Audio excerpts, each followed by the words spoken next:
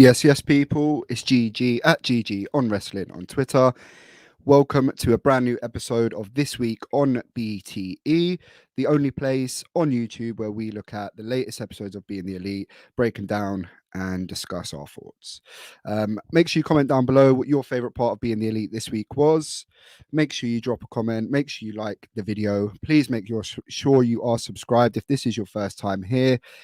If you are back again, thank you so much for staying with me. But let's get into it. We're looking at episode 283 of Being the Elite, titled So Long, Kenny.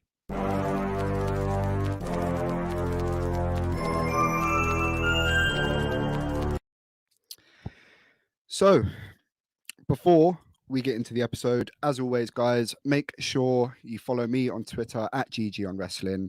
Make sure you hit up figtees.co.uk for any custom figure shirts that you have or that you need. Great selection on there, great service, and he does custom designs as well. So your imagination is your only limit. You can even use code GGPod and you can save yourself some money. Let's get into it, guys. Quite a short Being the Elite episode this week. Only a few segments, but some pretty good segments nonetheless. So let's get into it. First part we get this week is Brandon Cutler and Nakazawa in bed, about to settle down. As soon as they turn off the lights, Brandon Cutler says, Nak, are you awake? He says, yes. I mean, they've just laid down, so he's blatantly still awake. And they can't sleep. Adam Cole has the perfect remedy. Story time of Adam Cole Bebe, and he has the new paperback version of the Young Bucks book that's just dropped. If you're a fan of the Young Bucks or AEW in general and you haven't read that book, honestly, I've read it and it's a really good book, so make sure you check it out. I'm not getting any money for this plug, but feel free, Bucks, Cutler, if you see this, send some money my way. Read the book. Definitely cop the book. But that was good. Quite funny and just a good way to shill the book, if you will. And it was nice that Adam Cole was doing it as well. It just made sense. That was cool. We get a very short little spot of the Elite, the Super Click and Kenny getting ready for the promo that Kenny had on Dynamite. Basically just saying he's going to go away for a bit, but this was obviously just them getting ready to shoot the promo and just singing along to a Justin Bieber song. Nick Jackson doing the flute recorder as per usual, so that was cool. This bit, very, very, very grumpy Matt Jackson stood behind a door. Now, you really must be an important person that you are stood behind a door and yet everyone's apologizing to you when you get hit with it. What a stupid place to stand. Who stands behind a door and then has a problem that he keeps getting interrupted? There was nowhere better for you to stand, Matt. Come on. Let's think about it better next time. Matt, very grumpy. Brandon Cutler alludes to some travel delays that they had. Of course, the Bucks and Kenny back-to-back losses. They lost, obviously, the six-man against Jurassic Express and Christian Cage at Full Gear. And Matt Jackson ate a concerto for his troubles. He says his neck is playing up. Nick Jackson, he's re-injured his bruised heel that Matt Jackson took the mick out of last week, effectively. But yeah, Matt is very grumpy. He's not a very happy man. Says he's thrown his diet out the window, even though he has the healthiest dessert I've ever. I mean, what are chia seeds? I mean, what is he? That is healthy. There was fruit in there, bro. I don't see how you're, throwing your diet out the window with that. But yeah, I just thought it was pretty funny that he stood behind a door and then upset that he keeps getting interrupted. Silliest place to stand ever. We get a little Sanjay. We don't actually see Sanjay Dutt, but Matt Jackson does mention him. Shout out to Sanjay Dutt. TNA days, what a legend. And we get a little cameo from Colt Cabana, who just he instantly just goes to Matt, what is this gimmick? Referring to his dessert. So yeah, Matt Jackson is not having a great time at the moment. We then get a shot of the Bucks backstage. Believe this was Rampage. I keep getting confused between the two shows, but Adam Cole's obviously out. It's the tag match with Bobby Fish, and they're backstage and they're saying, we've got to wait for the secret, ultra secret kayfabe signal that he needs help. And of course, it's this, the very bait, come over here kind of, hype, big, exaggerated movements. So it was just funny. They were like, it's a secret signal. We've got to wait for it. You'll know when you see it. And it's the most obvious thing in the world. But that was funny. Next up, more Silver, Reynolds, and Budge shenanigans. Is that fluff on my hat? I think it's gone. Adam Cole leaves the bathroom from his hotel room to find them in his bed yet again. Obviously, not very happy that this keeps happening. They get out of the bed to reveal their brand new shirts that you can get on shopaew.com. And it's the shirt with Silver, Reynolds and Adam Cole, them two kissing him. Friends forever, friends always, it says on it. Adam Cole instantly, that is a terrible shirt. And then John Silver reminds him, your face is on this shirt. He's saying it's the worst shirt he's ever seen. And Silver's like, well, your face is on it. So, but yeah, he's not happy about the shirt. Silver even says, do you want swag? Do you want to have swag? But Adam Cole's had enough, tells him to get out of it. Silver reveals that he was wearing his shoes in bed, which is a big no. Never wear your shoes in bed, people.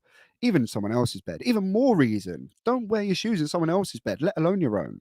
But he does reveal he stood in dog shit and he has shitty shoes and they were all in his bed. Adam Cole goes for a little lay down, maybe to de-stress, and he has a quote unquote nightmare dream.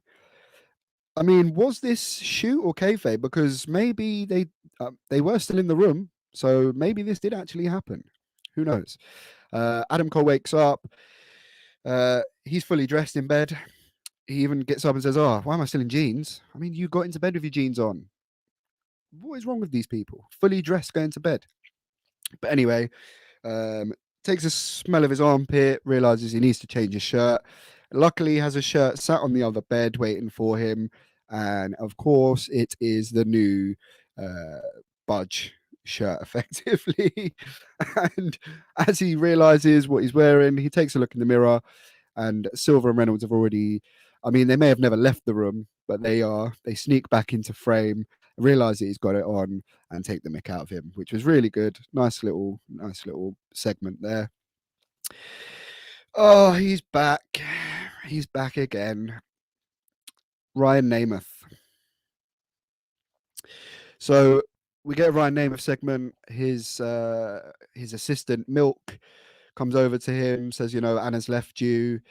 Ryan Namath instantly goes, it's just a rumor. She's not left me for another guy, and no one's mentioned it. He's really got it out for Kevin Bacon. Shout out Kevin Bacon. Ryan Namath says he's not worried about all that. He stumbled across a new genre of music, which he's calling the blues. Tries to get Milk to join his band. Are you going to, can you learn the drums?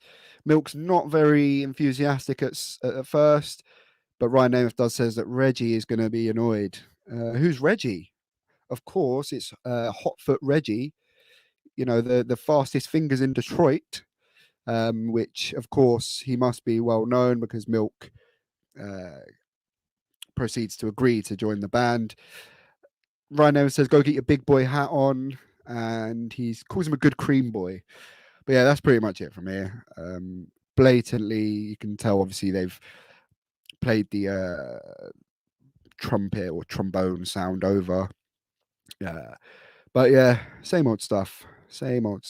But the Hotfoot Reggie did pop me a little bit, I'm not going to lie. I do really like these segments. I know we are seeing them every week, but we get the best friends, Orange Cassidy and Chucky T, watching Wardlow get Wheeler Yuta get destroyed by Wardlow from either Dark or Elevation. They high five this time, which I don't think I've seen them do before. They were actually celebrating Wheeler's demise, so that was cool. Wheeler Yuta walks in. He goes, "Oh, guys, are you watching this?" He says, "She's behind me, isn't she?" You know, we know how these segments go by now. Chris Statlander with the choke. She is behind him, but she's not the one that's going to choke out Wheeler Yuta this week. It is, of course, Rocky Romero. We get a nice little world star shout from Chris Statlander as it's happening. And as Rocky Romero's choking him out, someone on Twitter let me know what this was actually. I had to listen to it about 3 or 4 times because I couldn't make out what he was whispering. I thought he said something about drip initially, but as he's choking out Yuta, he whispers, "I know you're not the real Trent," which was a nice little callback to last week. Yeah, we've clearly not seen some stuff here. I mean, Rocky Romero's even questioning himself if that was really Trent last week. So something's happened between last week and now that he's realised that that is not the real Trent. I don't know how he got to the bottom of it, but he's not happy. And hence Wheeler Yuta gets choked out. Moving on, we get 2.0 and the chew of the week. They are chewing out Eddie Kingston this week, which is, of course, a nice little addition to the feud that we could see unfold between 2.0 Kingston and obviously Garcia. Very much looking forward to Garcia versus Eddie Kingston. Garcia is one of the hottest young prospects, one of the greatest young talents that we've got in professional wrestling at the moment. So I'm very much looking forward to that. Yeah, they're just chewing out Eddie Kingston, saying we know you. Yeah, just further in the feud, which is nice to see. You know, them use this platform BTE to further feuds that we see on TV. They then get a telegram.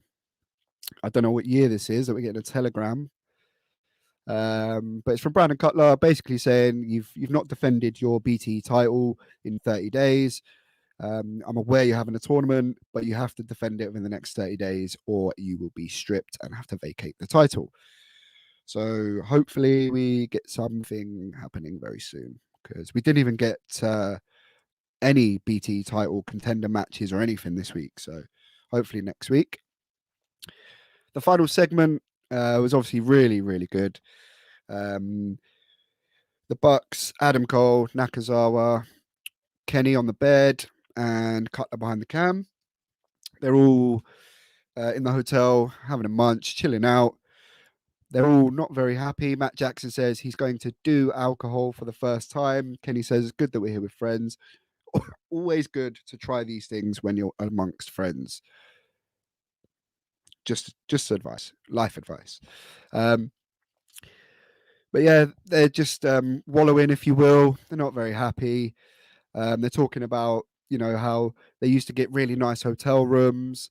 Brandon Cutler kind of comments behind the camera and says, I think they reserved them for the champions. Everyone kicks off at Brandon Cutler. Come on, shut up, Cutler. We know, all right?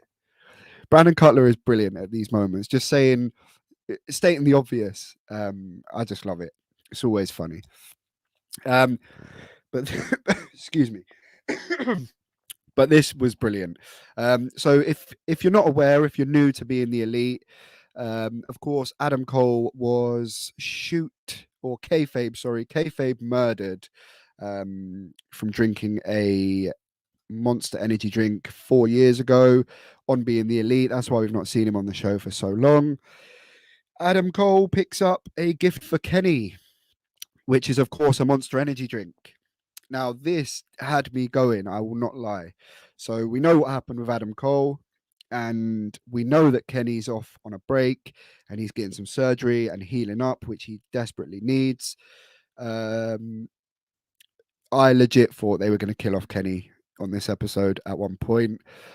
Even the tease of it is just good because we can see what's happening. You know, now that Kenny's gone, it will be Adam Cole on the Bucks. And, you know, they're already planting seeds that they're trying to kind of take Kenny out. I mean, this was just kind of a callback, a funny callback to what's happened previously, but there are some underlying tones there that really tell us what's going to happen going forward. Kenny's very reluctant. Adam Cole with some convincing, you're going to offend me if you don't drink the drink. You're just going to hurt my feelings. No big deal, this kind of thing. And before Kenny does take a drink, he says, guys, is it weird that I'm happy? I don't know. I'm kind of happy that Hangman beat me, which is nice because we're seeing shades of Kenny being a good guy. We're seeing those, shades of grey in Kenny's character. The seeds are planted for his return already, and it's just masterful storytelling. To be fair, these small details. I think there's somewhat, real relief for Kenny. He's battered, he's injured. Of course, in real life, he's probably very happy to have dropped the belt to Hangman, and he's obviously, happy that he's been able to tell this story and put Hangman over. It was the aim from the start of AEW, so it's all very important to these guys, legitimately. But in storyline, it's cool to see Kenny just kind of showing those human kind of traits that he is kind of happy for Hangman in a weird way. They used to be tag partners. Will we see them tag again? Quite possibly. But yeah, he takes a sip of the energy drink, the Monster, and begins to choke. Did have me going, I will not lie. But he just says it went down the wrong hole. But that was they instantly kind of, the Bucks straight away go to Adam Cole. What have you done? What have you done? He says, I haven't done anything, man. I haven't done anything, because Adam Cole doesn't even know what happened to him. But Nick Jackson with a brilliant line as Kenny's or after Kenny recovers from choking. I thought he'd signed a contract with WWE, which is a lovely shot. Towards, obviously, they killed off Adam Cole when he signed with WWE, so that was really cool. And we get the last little bit where Nick Jackson says, I thought he died like Adam Cole did. And someone says, what? And then that's it. They cut there. So that was really cool. This went on a lot longer than I thought it would, guys. Apologies. Not the longest episode either, but there was a lot to kind of unpack and discuss this week. Loved that last segment. That was definitely my highlight. And shout out to Nabil Dad on Twitter, who said the same.